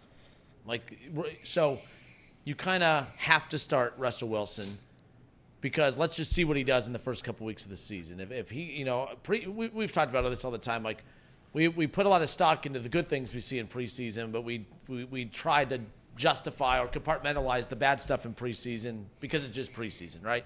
So things haven't been great for Pittsburgh in the preseason, but a year ago at this time, everyone thought that Kenny Pickett was going to be one of the best quarterbacks in the NFL. A touchdown drive on every possession in the preseason that he was a part of last year. I mean, their offense was clicking. And then the regular season got here, and we saw what happened. And now you could say, well, now if they're bad in the preseason, how much worse are they going to get come regular season? The bottom line is you just don't know as far as that's concerned. That's why I don't put stock into any preseason. I think if you are Pittsburgh, you have to start Russell Wilson. Let him show you in the games that matter that he doesn't have it anymore so that you can easily go to Fields and not have to do the what if, right? If you start Justin Fields, you have to trade Russell Wilson. And what if you trade Russell Wilson to the Minnesota Vikings and he kills it with those weapons there? And then Justin Fields struggles, and now you look like you have egg on your face. I think the smart thing is to start Russell Wilson. Let the entire league see that he doesn't have it, and then you're safe starting Justin Fields at that point for the remainder of the season. If Russ starts hot, do you think they look to move Fields? Yes. I would kill to see Fields in Minnesota. If they start scorching hot, if they're on like I said, if they're 6-2, who do they have right off the bat? I know you look at the back half, but it's not the worst. You go Falcons, Broncos, Chargers, Colts, Cowboys. Oh, no divisional games? Oh no, that's right. All 6 are in the all back. in the back half of the season. They could feasibly start 5-1. Yeah. Yeah, because after the Falcons, Broncos, Chargers, Colts, Cowboys. Cowboys are dysfunctional as hell. Raiders, I'm not putting a lot Raiders, of stock Jets, in. Giants, Commanders. These are all winnable games. Russell Wilson is not a bad quarterback. He's not a bad quarterback. He is better than the bottom 10 in the NFL. His 100%. floor is so high. Correct. The question is just at this age, at this point in his career, where is the ceiling? Like, how much better than that floor can he be? Yeah. And I really do think it's like this close. Like, it's really close between those two. And that's the only reason I'm not as high on Russell Wilson. Yeah, like they'll be 500 heading into that back half. Do you guys agree? I think so. Yeah. Like they're going to be 500 because that schedule's so light up front, but it's like it's just insanely brutal in the back. 2 with the Browns, 2 with the Bengals, 2 with the Ravens. You could even throw – I mean, it starts technically at the Commanders. I think the Commanders are going to be pretty solid. So, but if you take the Commanders out, you have all the divisional opponents, as you talked about. You got the Chiefs and the Eagles on top of it. If they don't go 6-3 in those first 9 games, they have no chance of finishing above 500. 0. Would you rather start with a schedule like that or end with a schedule like that? Because I think the benefit. That's a good question. The benefit to ending with a schedule like that is if you're good, you're ready for the postseason. And you can play teams out of spots. Correct.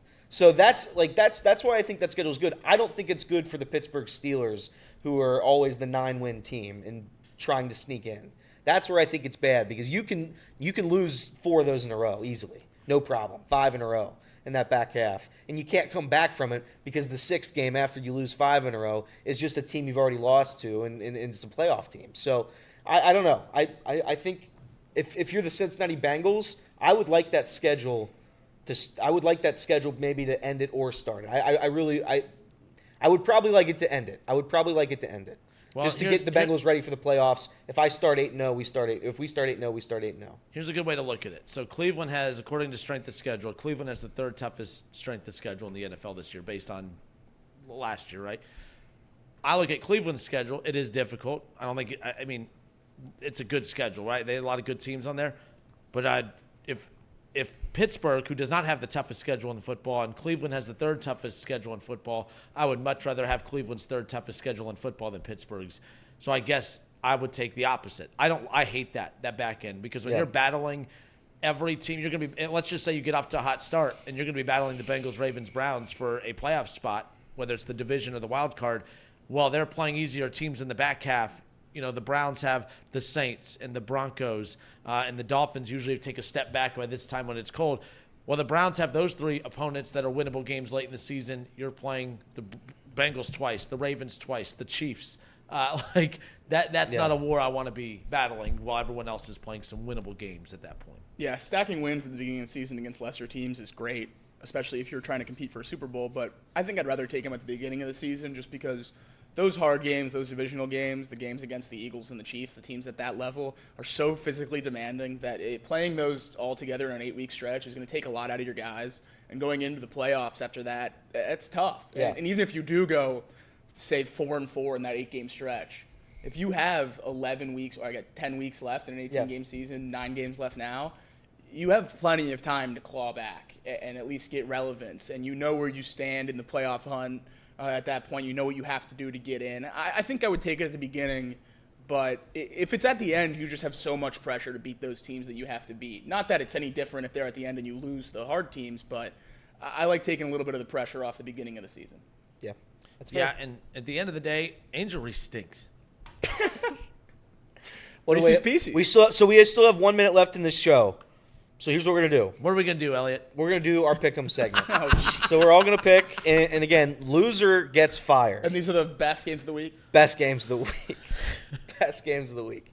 I didn't know if we could do our own games I didn't know if there were bias reasons, because I was going to make it a serious bit where we picked our own games, but I don't know if we're allowed to pick our own games. Well, none of us are broadcasting them. I know, but I don't know but we're the company.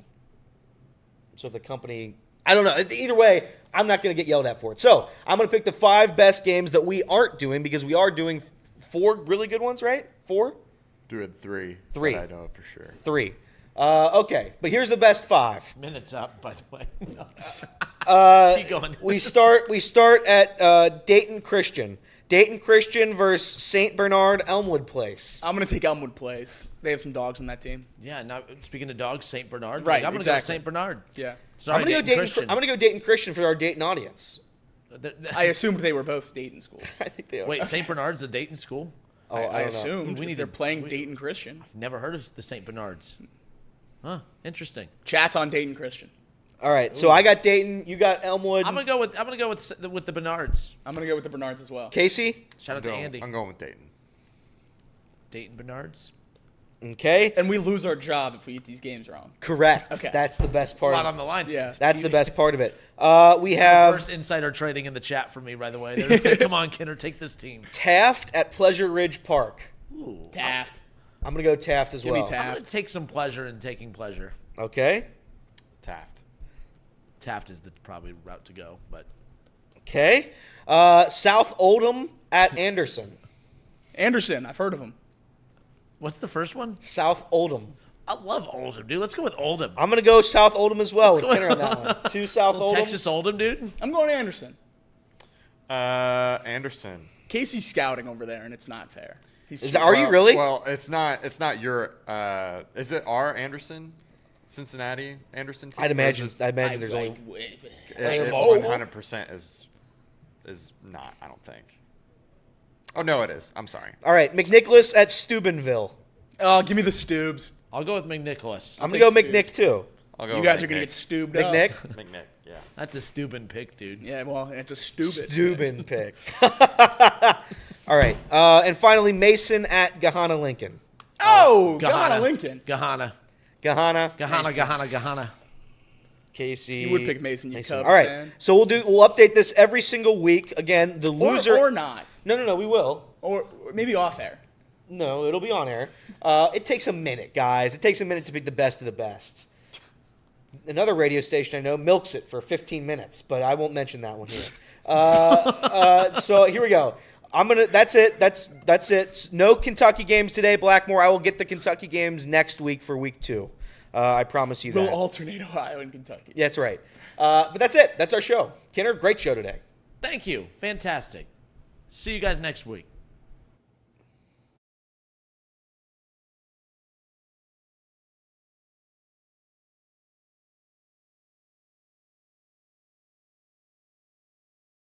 Hey, everybody. You thought we ended the show. Yeah. Joke's on you. We're back. No, we're not ending the show early again. Nate. But in a much larger sense, we might. In a much more real sense, we should not have come back. Yeah, but I felt like we owed it to him. That's right. We ended early yesterday. And really the only reason I wanted to come back is because I know, and now that we're off radio, I can say it, Casey has to poop so bad. And I just wanted to come back and use this last 15 minutes to give our audience what they need. Oh, yeah, because we can't do that to 15 or 2 days in a row. 15 No, minutes short. No. And the listeners and the viewers know how much I care about That's him. right. Correct. They're always saying, Kinner, oh man, he does so much for us. All he does. We do need to chat power rankings. Is it? Casey, you want to do the chat power rankings? Yeah, before we oh, get wait. out? You know what we should do for Casey's chat power power rankings rankings. today? What? We should just do a top 4, and we each give a pick. Okay, I like Okay. that. That's Top called 8 a snake draft. Nice, dude. And Both that's said like at the the same third time. time We did. Kenner It's- has done that we today. It's finish weird. each other's sandwiches a lot today. Can we go for the order, for the sake? Can we go you, me, Casey, Kenner? Yeah, but how do we determine how do we determine who gets the number 1 pick? just said Rock, it. paper, scissors. 4-way. What? 4-way, rock, paper, scissors, best 5 out of 7. No, it doesn't answer my question. Like, if we're drafting them, right? Right. How do they get, like, who gets the number 1 pick? Rock, paper, scissors. You guys are Bengals fans. You like Okay. flipping coins, All right? right. Flip. Coin flip works. Yeah. Heads me, tails you. If it lands on either side, it's one of them. All right, Kenner, 2 heads or tails in your brain. And in case Yeah. David and I will- All right, ready? yeah, All right. I'm not guessing first. heads. Okay, tails. Hold on, it's shaking. Heads! Hey!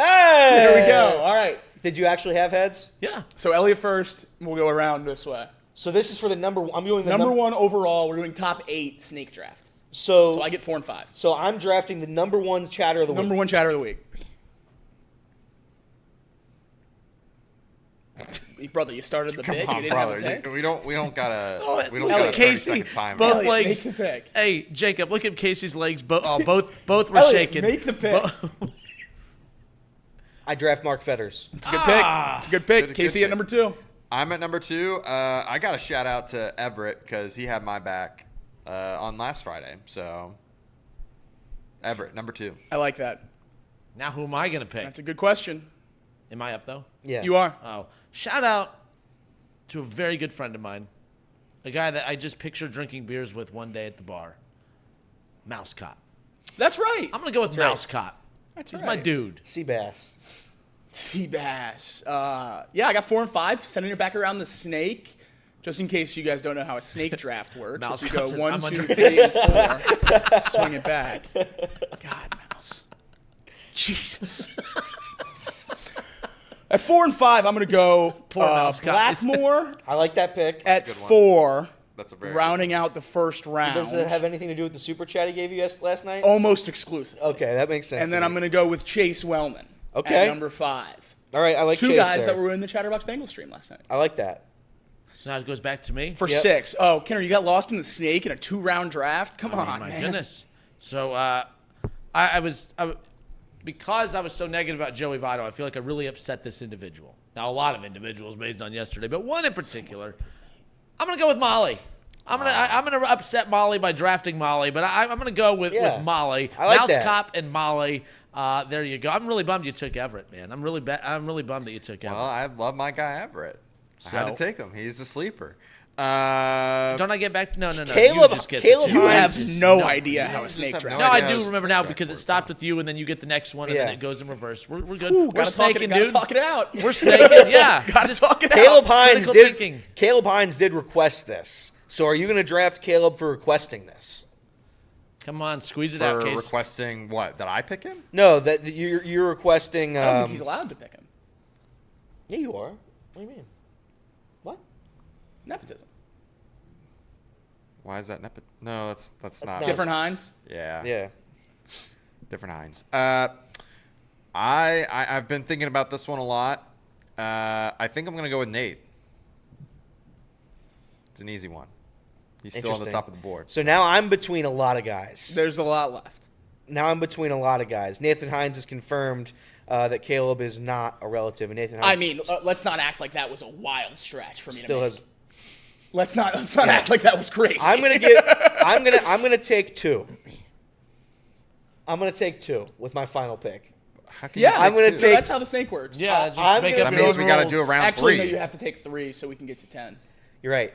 I'm gonna take Caleb Hines for having us do this with the 8th overall chatter of the week. I'm gonna take Rick S as the 9th overall chatter of the week. Very nice. Do I do one more? I have 10 if you want to pass it off.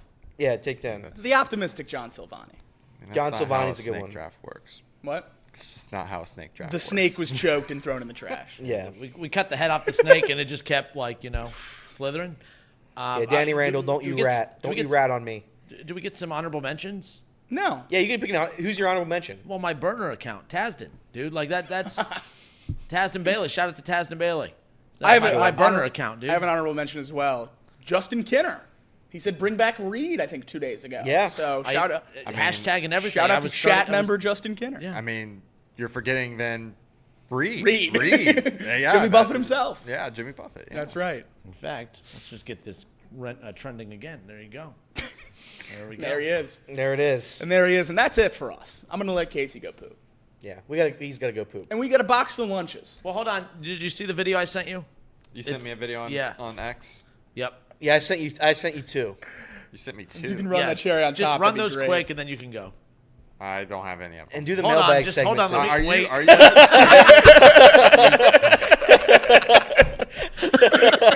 You guys are just ass.